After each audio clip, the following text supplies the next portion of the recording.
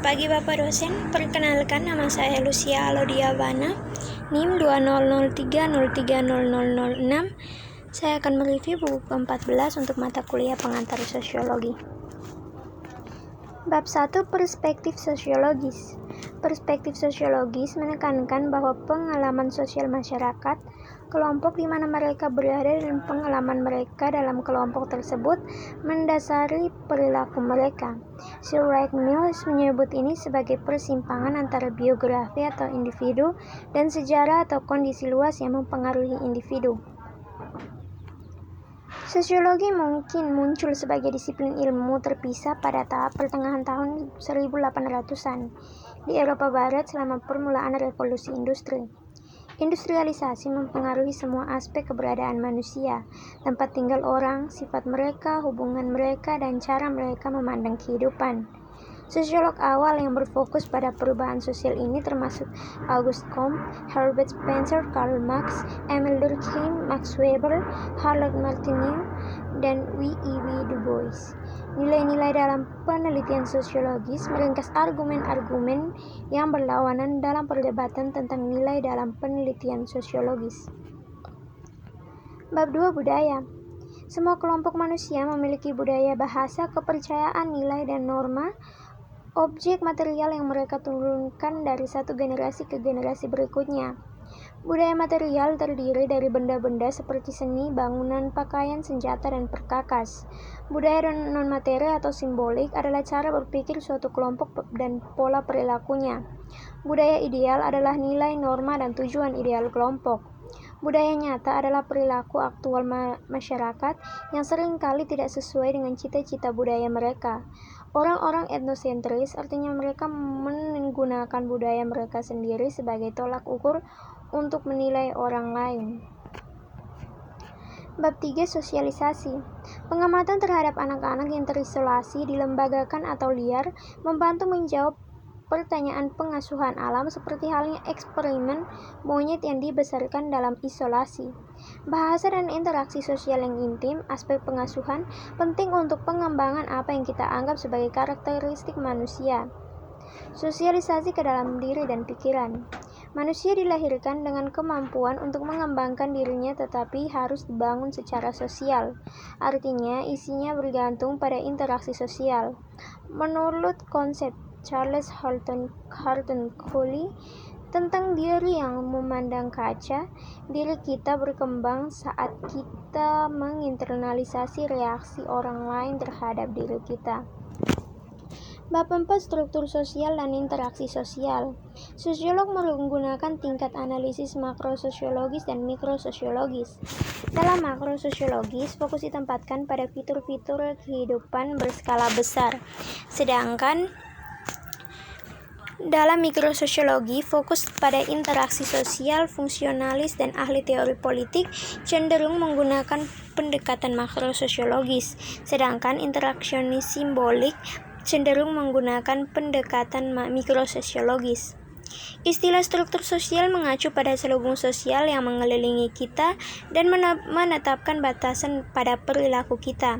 Struktur sosial terdiri atas budaya, kelas sosial, status sosial, peran kelompok, dan peran atas sosial. Bab 5, bagaimana sosiolog melakukan penelitian. Setiap perilaku manusia adalah topik sosiologis yang valid. Bahkan perilaku yang tercela, pelecehan pasangan, dan pemerkosaan adalah contohnya. Bab 6, masyarakat ke jejaring sosial. Sosiolog menggunakan banyak definisi di kelompok, tetapi secara umum kelompok terdiri dari orang-orang berinteraksi satu sama lain dan menganggap diri mereka sebagai milik bersama.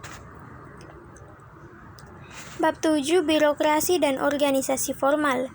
Istilah rasionalisasi masyarakat mengacu pada transformasi dalam pemikiran dan perilaku masyarakat, pergeseran dari cara tradisional yang dihormati dari waktu ke waktu ke efisiensi dalam menghasilkan hasil. Karl Marx menghubungkan rasionalisasi dengan kapitalisme. Max Weber yang mengembangkan istilah ini, menelusuri perubahan ini ke teologi Protestan atau Calvinis yang katanya membawa kapitalisme. Bab 8 penyimpangan dan kontrol sosial. Deviance atau pelanggaran norma bersifat relatif. Apa yang orang anggap menyimpang bervariasi dari satu budaya ke budaya yang lain, dari kelompok ke kelompok ke dalam masyarakat yang sama. Bab 9 stratifikasi global. Stratifikasi sosial mengacu pada hierarki hak istimewa berdasarkan properti, kekuasaan, dan prestise. Bab 10 kelas sosial di Amerika Serikat. Kebanyakan sosiolog telah mengadopsi definisi Weber tentang kelas sosial, sekelompok besar orang yang memiliki peringkat dekat satu sama lain dalam hal properti atau kekayaan, kekuasaan, dan prestise. Bab 11 seks dan gender. Istilah stratifikasi gender mengacu pada akses yang tidak setara ke properti, kekuasaan, dan prestise atas dasar jenis kelamin. Bab 12 ras dan etnis. Dalam arti bahwa kelompok yang berbeda mewarisi ciri fisik yang berbeda, ras adalah kenyataan. Bab 13 lansia. Tidak ada satupun sikap, kepercayaan, atau kebijakan tentang orang lanjut usia yang menjadi ciri bangsa di dunia. Bab 14 ekonomi. Pada masyarakat awal berburu dan meramu, kelompok kecil hidup dari tanah dan menghasilkan sedikit atau tidak surplus. Ahli teori konflik yang berfokus pada kekuasaan mencatat bahwa kapitalisme global adalah cara yang digunakan kapitalis untuk mengeksploitasi pekerja. Bab 15 politik. Sifat esensial dari politik adalah kekuasaan dan setiap kelompok politik. Dalam monarki, kekuasaan didasarkan pada aturan turun-temurun. Dalam demokrasi, kekuasaan diberikan kepada penguasa oleh negara. Perang dan terorisme adalah cara untuk mengejar tujuan politik. Bab 16 pernikahan dan keluarga. Keluarga sulit untuk didefinisikan karena ada pengecualian untuk setiap elemen yang mungkin dianggap penting. Bab 17 pendidikan. Untuk sebagian besar sejarah manusia, pendidikan terdiri dari pembelajaran informal setara dengan budaya. Di beberapa masyarakat awal, pusat-pusat pendidikan formal memang berkembang seperti di antara orang Arab, Cina, Yunani, dan Mesir. Bab 18 agama. Durkheim mengidentifikasi 3 karakteristik esensial agama, yaitu kepercayaan yang membedakan sakral dari yang profan, ritual, dan komunitas moral atau gereja. Untuk kehidupan sehari-hari, kontrol sosial, bantuan dalam beradaptasi dengan situasi baru, dan dukungan untuk pemerintah. Bab 19 kedokteran dan kesehatan. Sosiolog mempelajari kedokteran sebagai institusi sosial. Seperti yang dipraktikkan di Amerika Serikat, 3 karakteristik utamanya adalah profesionalisasi, birokrasi, dan motif laba. Kesehatan bukan hanya masalah biologis tetapi juga terkait erat dengan masyarakat. Penyakit juga jauh dari kondisi objektif karena kesehatan dan penyakit selalu dilihat melalui kerangka budaya. Cara orang memandang kondisi fisik dan mental berbeda dari satu kelompok ke kelompok yang lain. Bab 20 populasi dan urbanisasi. Pada tahun 1798, Thomas Malthus menganalisis lonjakan populasi Eropa. Dia menyimpulkan bahwa populasi dunia akan maldistribusi makanan, yang terutama disebabkan oleh kekeringan dan perang saudara. Di negara-negara industri kecil, anak-anak sering dipandang sebagai pemberian dari Tuhan. Selain itu, biayanya sedikit untuk dibesarkan, berkontribusi pada pendapatan keluarga pada usia dini, dan memberikan jaminan sosial bagi orang tua. Ini adalah motivasi yang kuat untuk memiliki keluarga yang besar.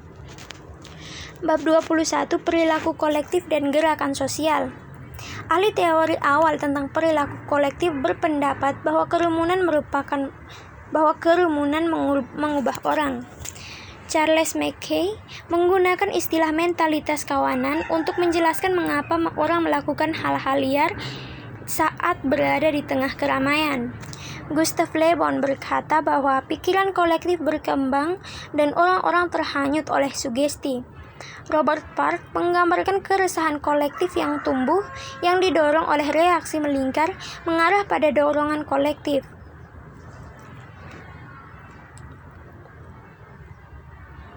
Bab 22 perubahan sosial dan lingkungan.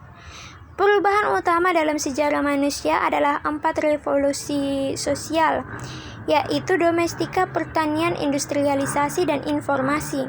Perubahan dari masyarakat Gemeinschaft ke Gesellschaft, kapitalisme dan industrialisasi, dan stratifikasi global, gerakan sosial menunjukkan ujung tombak perubahan sosial.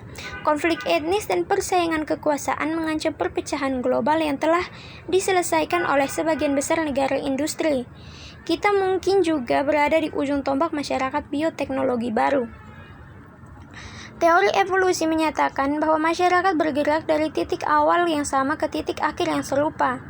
Teori unilinear berasumsi bahwa setiap masyarakat mengikuti jalur evolusi yang sama, sementara teori multilinear menyimpulkan bahwa jalur yang berbeda mengarah pada tahap perkembangan yang sama. Teori siklus memandang peradaban melalui proses kelahiran, kemudaan, kedewasaan, kemunduran, dan kematian. Para ahli teori konflik melihat perubahan sosial sebagai sesuatu yang tak terhindarkan, karena setiap tesis mengandung antitesis atau kontradiksi. Sebuah sintesis baru berkembang untuk menyelesaikan kontradiksi ini, tetapi sintesis itu juga mengandung kontradiksi yang harus diselesaikan dan seterusnya. Ini disebut proses dialektis. Sekian dan terima kasih.